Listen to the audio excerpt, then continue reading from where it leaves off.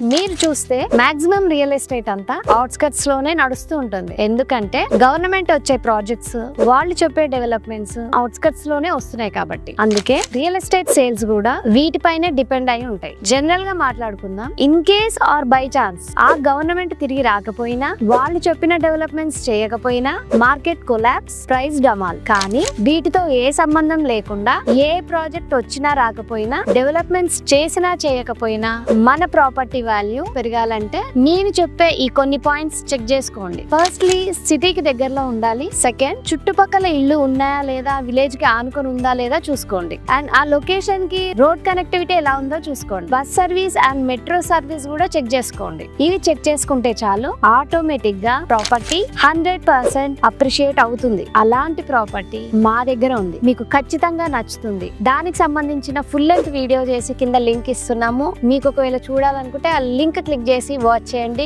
లేదా మరిన్ని వివరాలు కావాలంటే కింద నా నెంబర్ ఇస్తున్నాను, కాల్ చేయండి.